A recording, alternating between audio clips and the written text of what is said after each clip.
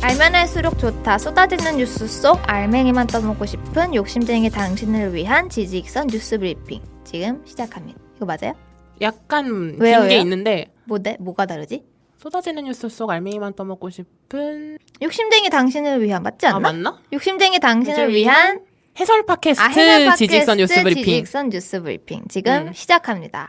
안녕하세요 여러분. 안녕하세요. 오늘 뉴스 브리핑은 무려 안느가 진행하는 희귀편입니다. 안느가 진행하고 법례가 없는 극 희귀편. 그러니까 이거 사실 아무나 들을 수 있는 편이 아니거든요. 그래서 이거 고맙게 생각해야지. 클릭하신 분들은 오늘 럭키하다. 거의 복권 당첨 수준이다. 이 정도면. 진짜 리얼로. 그래서 오늘 복권 하나 사셔라. 라는 생각으로 시작하도록 하겠습니다. 제목에도 넣어놨겠지만 오늘은 제가 팝업에 대해서 팝업 스토어에 대해서 준비를 했고 저희 집 근처에 그 유명한 백화점이 있어요. 그쵸.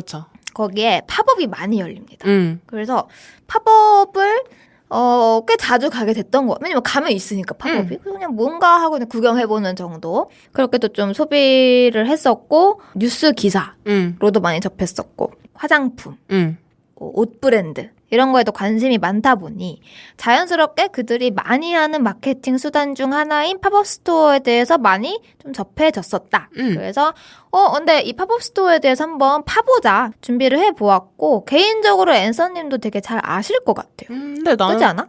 팝업 스토어를 그렇게 자주 가지는 않기는 하는데 이 문화 자체는 그래도 뭐 생경하지는 않다 정도로 정리는 할 수 있을 것 같아요. 그쵸. 사실 안 가보신 분들도 팝업 스토어가 뭐냐라고 하시는 분들은 이제는 없지 않을까. 그치. 어지간하면 다 아시지. 왠지 시행되고 뭐 유행탄 지도 꽤 시간이 많이 흘렀고 그래서 오늘 팝업 스토어의 명과 암에 대해서 얘기를 해보도록 합니다. 이제 팝업 스토어 하면 사실상 MZ세대가 주 소비층. 그쵸. 그리고 제가 봤을 때는 그 기획단도 MZ가 많을 것 같아요. 그쵸. MZ가 만들고 MZ가 소비하는? 그런 느낌일 것 같다. 오픈 전부터 뭐 줄을 서 있는 오픈런을 이제 샤넬만 하는 게 아니다. 팝업 스토어들도 많이 하고 있다. 제가 아까 팝업 스토어들을 많은 백화점들이 하고 있다라고 말씀드렸는데 네. 그중에 이제 가장 대표적인 백화점을 뽑아라라고 하면은 더현대 서울이 있을 것 같아요. 그쵸. 여의도에 위치했죠. 여기가 공식적으로 팝업 매출을 공개하지는 않는데요. 그래요? 네네, 공식적으로 공개하지 않는데요. 그런데 이제 어떤 이런 걸 조사하는 팀에서 혹은 이 마케팅을 진행하는 곳에서 오픈을 한 게 있어요. 그걸 제가 갖고 왔는데 1, 2, 3위를 말씀드리겠습니다. 네. 그러니까 이게 한 2013년 말에 나온 기사로 알고 있어서 뭐 지금 갱신이 됐을지는 모르겠어요. 근데 꽤나 최근까지의 기록인데 1위는 모르실 것 같고 3위를 맞춰보세요. 3위를 말씀드리면 만화입니다. 만화. 근데 제가 이거를 보지도 않고 몰랐는데 이 팝업 때문에 알게 된 게 하나 있거든요. 뭐죠? 그거 맞나? 빵빵이 맞아요? 아니에요. 아니에요? 3위에 들어간 게 빵빵이가 아니고 빵빵이는 2위에 있습니다. 와우. 사실 빵빵이는 뭐 만화? 약간 캐릭터에 조금 가깝지 않을까라는 생각이 들고 3위는 만화예요, 실제. 슬램덩크. 맞아요. 3위에 슬램덩크가 올랐고 매출이 무려 9억 8천만 원. 아니 근데 슬램덩크보다 빵빵이가 더 높단 말인 거죠? 맞아요. 이게 뭔지도 몰랐는데 대단하네. 저는 앤서님도 아실 수 있겠지만 제가 빵빵이 이모티콘 되게 많이 써요. 쓰죠. 빵빵이가 2위에 올라갔고요.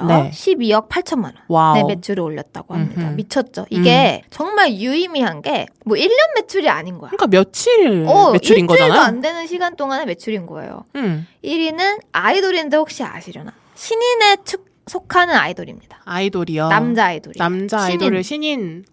작년에 유행했다. 네. 투 아닙니다. 라이즈 아닙니까? 그 아이돌이라고 알고 있어요. 프로그램 출신. 프로그램 출신 아이돌. 제로베이스. 제로베이스 원. 알아요. 그래요? 이름은 알아요. 최근에 했던 푸듀 같은 거에서 뭐 1등한 그런 느낌이라고 하더라고요. 저는 뭐 아는 사람이 전혀 없고 노래도 잘 모르는데 13억 5천만 원을. 와우. 근데 저는 아이돌 팬덤이면은 차라리 이해를 하겠어요. 그러니까 왜 그렇게 많이 샀는지 이해가 가지. 차라리 굿즈를 굉장히 여러 개 다양하게 냈을 거고, 그 뭐 판매 순위도 팬들끼리 그쵸. 그랬겠죠. 그리고 생각해 보면 아이돌 팬덤이 돈 많이 쓰기로 유명하잖아요. 그래서 오히려 이해가 되는? 약간 빵빵이. 진짜. 이런 거 신기하다. 라는 생각이 들 정도이고. 근데 생각보다 빵빵이가 영향력이 엄청난 게 유튜브도 있어요. 빵빵이가. 구독자 수가 장난 아니거든요. 그래요? 네. 몇 백만으로 높아요. 진짜. 생각보다 어린 친구들은 다 아는 캐릭터일 수도 있겠다. 네네네. 이런 생각이 들고 이제 방금 말씀드린 제로베이스 원이 굿즈를 살 수 있는 팝업 스토어를 열었고 네. 아까 이 프로그램이 보이즈 플래닛으로 통해 선발되었다고 하네요. 걸스 플래닛의 다 차기작 정도가 아닐까라는 생각이 듭니다. 네네. 그래서 팬덤이 엄청난 곳이다라고 하네요. 그리고 빵빵이가 4일간 열었대요. 그래서 12억을 벌었다고? 네. 그리고 방문한 사람은 1만여 명 정도가 된다고 합니다. 그러니까 하루에 2,500명이 넘게 3,000명 넘게 이게 방문을 했다는 거고 이제 굿즈 판매로 보통 팝업 스토어가 매출이 이루어지는 것 같아요. 인형, 키링 이런 것들. 슬램덩크 이게 사실 개봉했었잖아요 한번. 그쵸? 그 영화가 만화 영화가. 네네. 그러면서 한번 이제 한탕 땡긴 게 아니었을까 라는 생각도 들고요. 이때 당시 되게 추울 때 열렸던 거임에도 불구하고 사람들이 오픈런으로 들어갔었다는. 저도 기억이 납니다. 저도 슬램덩크 세대거든요. 근데 저는 뭐 여자라 그랬는지는 모르겠지만 재밌게 본 만화는 아닌데 그래도 이름은 알죠. 강백호 뭐 이런 이름은 알고 있었죠. 그리고 실제로 그 만화 영화 더 퍼스트 슬램덩크가 우리나라 누적 관객 수가 거의 500만 명을 기록을 했었던.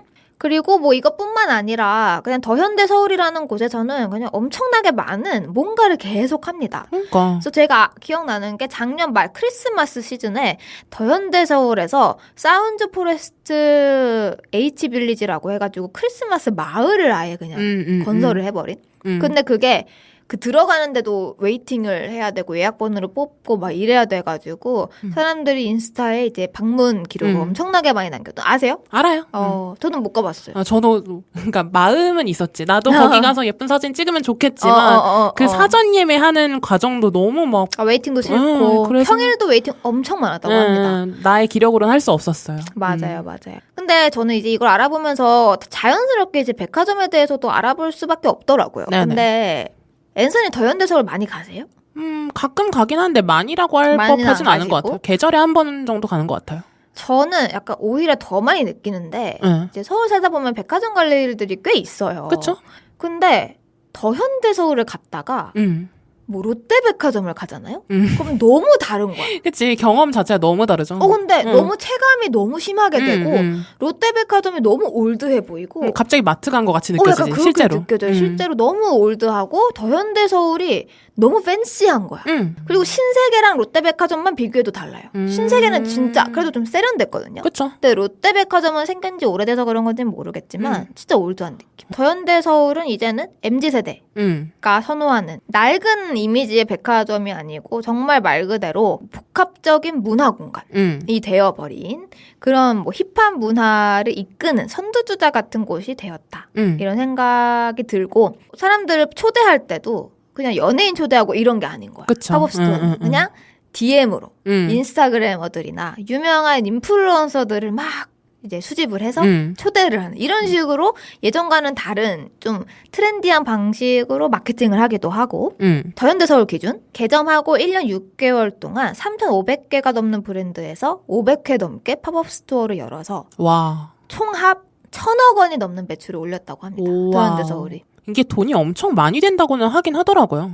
근데 뭐 얼마나 되겠어 싶었는데 이제 숫자로 보니까 진짜 장난 아니게 한다라는 거죠. 그래서 실제로 지금 아까 1위가 아이돌 그룹이라고 했잖아요. 아이돌 그룹 이 제로베이스 원이 신인 그룹이라는 게 포인트거든요. 그쵸. 그래서 이제는 아이돌 그룹이 데뷔 창구가 될 수도 있는 거고 약간 데뷔했을 때 한 번씩은 거쳐나가는 뭐 그런 마케팅 창구가 될 수도 있겠다. 이렇게 백화점 관계자들은 보고 있다라고 합니다. 그래서 요즘 지금 더현대 서울만 계속 얘기하기는 했는데 또 팝업 스토어로 핫한 지역이 있어요. 아실 것 같아요. 성수동. 성수도 엄청 핫합니다. 팝업 스토어로. 근데 이제 성수는 백화점을 끼고 하는 게 아니죠. 그쵸. 진짜 실제로 그 스토어에서 가게에서 하는 거죠. 성수 얼마 전에 갔는데 진짜?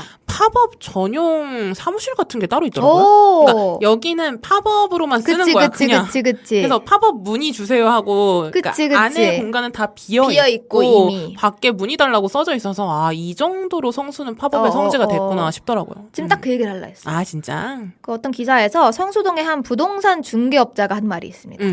성수동이 이제 아무래도 젊은 사람들이 인기가 많아서 기업들이 팝업 스토어 그걸 많이 문의를 하는데 처음에는 임대인들도 이제 짧게 나갔다가 나가는 거니까 탐탁치 않아 하다가 나중에는 뭐 대기업들도 들어오고 하니까 수익을 내볼까 하고 한 거죠. 그랬더니 큰 수익이 된 거야. 그러니까 오히려 월세를 주는 것보다 이게 훨씬 좋았던 거야. 깔끔하고 빨리 끝나고 좋았던 거죠. 그래서 일부 임대인은 공간을 아예 팝업으로만 이용하는 경우도 많다.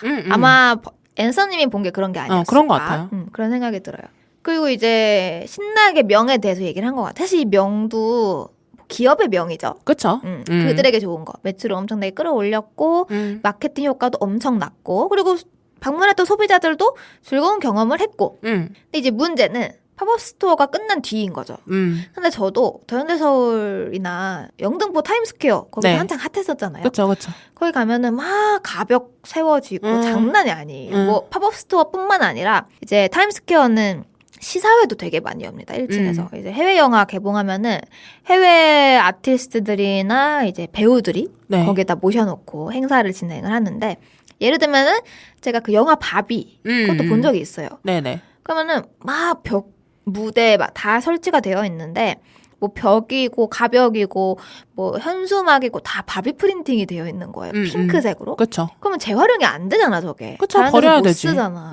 그거 개봉하면 끝날 영화고 저거 다 버리나? 이 생각이 들기는 했었거든요.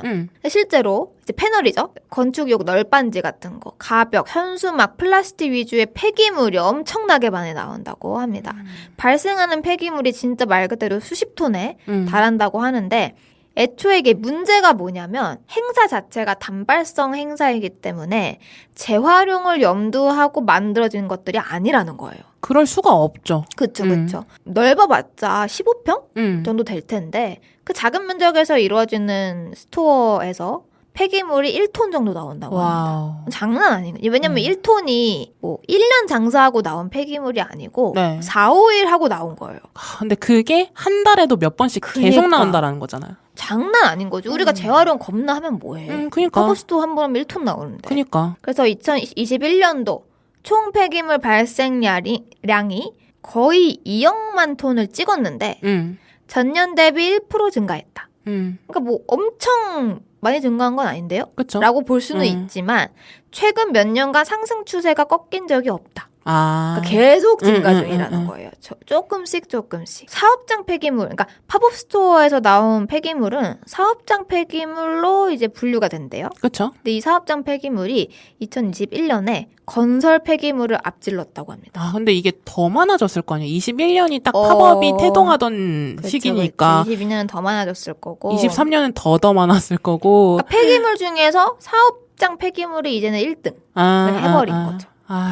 근데 이게 진짜 심각한 거예요. 이게 심각하기도 하고 이거는 지금 서울 위주라서 그렇지 요즘에는 이제 지방에서도 광역시에서도 많이 하더라고요. 백화점 뭐 대구나 이런 데서도 그러면은 전국적으로도 더 많아질 건데 이거를 뭐 팝업에서 나오는 쓰레기가 뭐 얼마나 되겠어라고 생각하시는 분들도 있을 것 같은데 생각 이상으로 훨씬 더 문제가 될 법하네요. 이 정도면. 그니까요. 그래서 저는 개인적으로 이 정도라면은 그 매출을 얻어간 쪽에서 금액을 지불을 해서 그 폐기물들의 처리를 돕던 친환경적으로 어떻게든 해버리던 아니면은 이제는 팝업 스토어를 짓는 과정에 있어서 정부의 개입이 들어가서 뭐 이런 것들은 쓰면 안 된다. 혹은 얼마 이상을 사용하면 안 된다. 이런 것들이 만들어져야 될 거예요. 왜냐면은 이게 다른 기업이 돈 벌겠다는데 무슨 상관이냐라고 할 문제가 아닌 거야.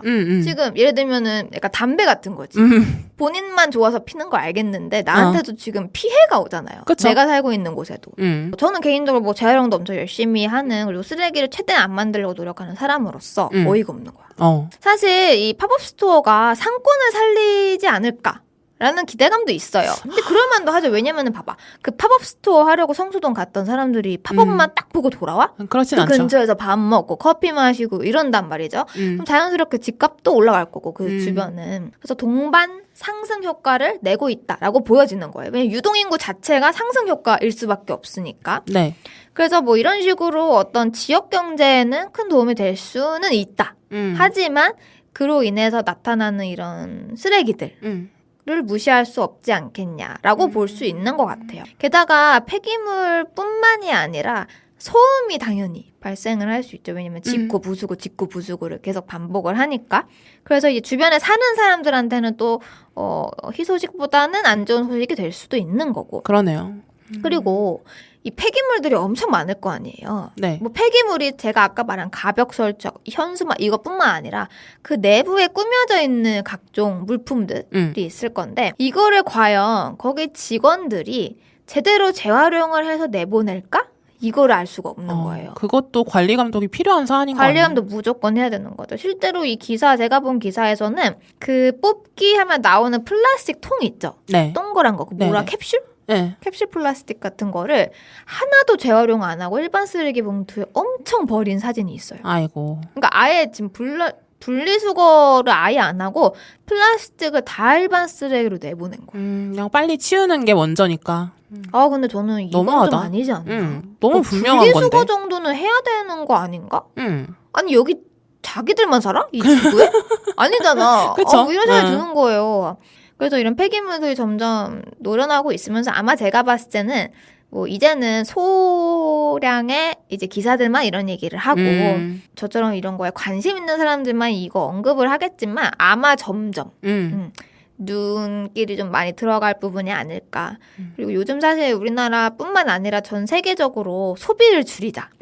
뭐 예를 들면은 예전에는 텀블러를 많이 사는 게 약간 친환경적으로 보였다면 이제는 사실 사지 않는 게 베스트다. 이걸 좀 아는 추세잖아요. 그런 의미로서 이제는 조금 이 부분이 다시 한번 조금 빛을 발하고 네. 관심들이 쏟아지면서 어느 정도의 규제나 혹은 시민들의 목소리가 필요한 부분이 아닐까라는 생각이 들고 저는 뭐 플라스틱을 최소화하고 뭐 리필이 가능한 그러니까 재활용이 가능하게끔 최대한 설계를 하고 이런 거가 꼭 필요한 세대가 아닐까라는 생각이 들어요. 그리고 그거라도 못할 거면 좀 자기들이 돈을 매출을 뜯어서 써서 뭐 재활용 용역이라도 부르던가. 그러니까 아니 뭐 분리수거라도 하든가. 환경 부담금 같은 걸 어떻게든 만들어 두던가. 무조건 그렇게 해야 되지 않나? 라는 생각이 듭니다. 뭐 자연스럽게 팝업에 대한 피로도가 올라가서 팝업 문화가 조금 빠르게 끝날 수도 있기는 하겠지만 그럴 수도 있겠죠. 뭐 당분간은 계속 지속될 것처럼 보이니까 이런 문제 제기도 안녕님뿐만 아니라 다른 사람들도 많이 해야 될 것 같아요. 맞아요. 그래서 오늘 발제, 오늘 뉴스 브리핑은 여기까지 하도록 하겠습니다. 안녕. 안녕.